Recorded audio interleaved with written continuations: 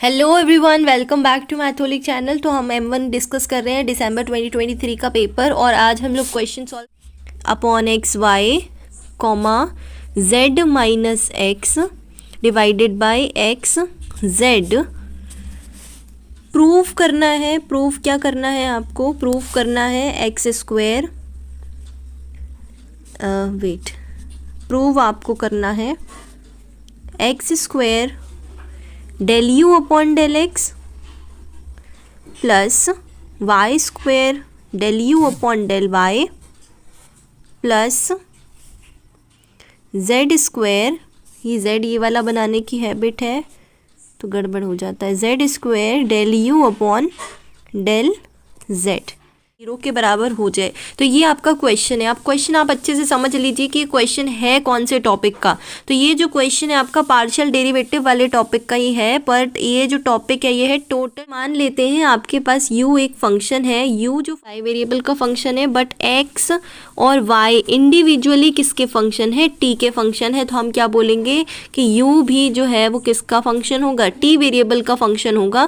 तो u जो है u आपका क्या देगा? टोटल डेरिवेटिव देगा, क्योंकि u को हम डिफरेंशिएट करेंगे x और y के रिस्पेक्ट में, जिसको हम पार्शियली डिफरेंशिएट करेंगे, और फिर जब हम इन दोनों को डिफरेंशिएट करेंगे t के रिस्पेक्ट में, तो हम क्या करेंगे कि u का टोटल डेरिवेटिव फाइंड आउट करेंगे।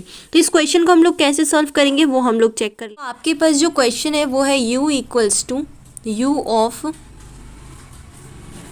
y minus x upon x y, और आपके पास क्या है?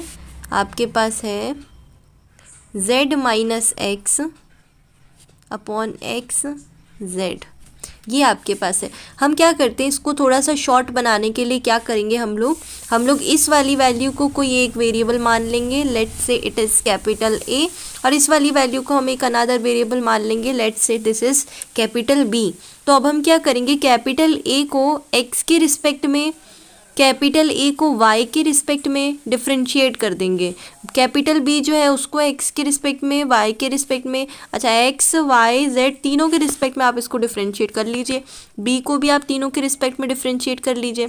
तो उसके बाद आपका जो कंप्लीट डेरिवेटिव आएगा, वो कंप्लीट डेरिवेटिव हमें del you upon del x चाहिए होगा। तो हम इसको क्या लिख सकते हैं? फिर हम इसको लिख सकते हैं del you upon del a into del a upon del x plus del you upon del b into del b upon del x. Similarly जब हमें del you upon del y find करना होगा, तो हम इसका क्या यूज़ करेंगे? Del you upon del a into del a upon del y plus del you upon del b into del b upon del y. Similarly हम z के लिए बना देंगे, तो del you upon del z equals to del you upon del a into del a upon del z plus del you upon del b into del b upon del z. तो अभी आपको समझ में आया कि ए और बी बनाने के बाद उसको एक्स और वाई और जेड के रिस्पेक्ट में डिफरेंशिएट करने से हमें क्या बेनिफिट होगा? हमें बेनिफिट होगा del b upon del x मिल जाएगा, यहाँ पुट करेंगे del a upon del x मिलेगा, यहाँ पुट करेंगे del a upon del y मिलेगा, del a upon del z मिलेगा, del b upon del Y और del b upon capital A की वैल्यू है वो क्या है? Y minus x upon x y, और आपके पास कैपिटल बी की वैल्यू क्या है? जेड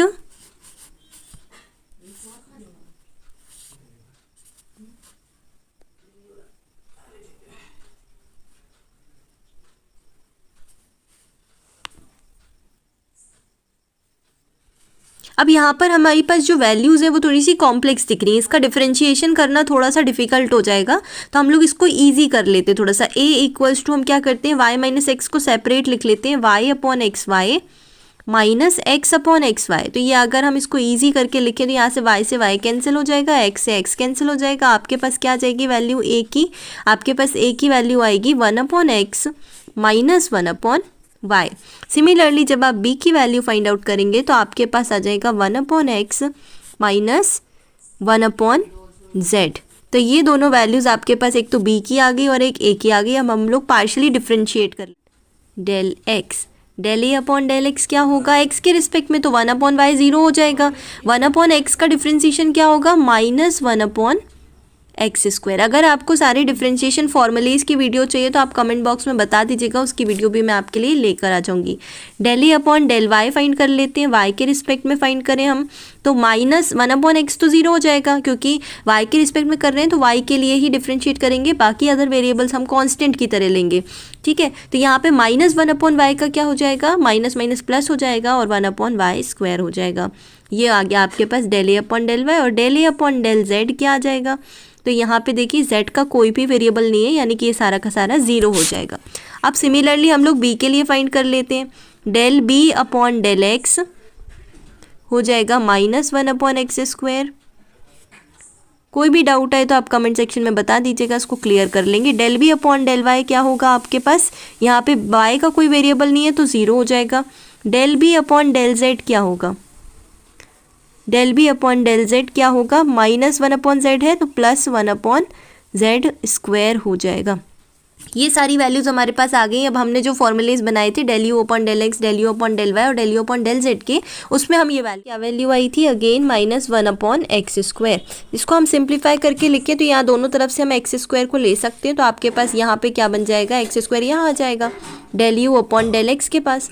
तो x square del you upon del x equals to आपके पास आ जाएगा माइनस का del you upon del a और minus del you upon del B.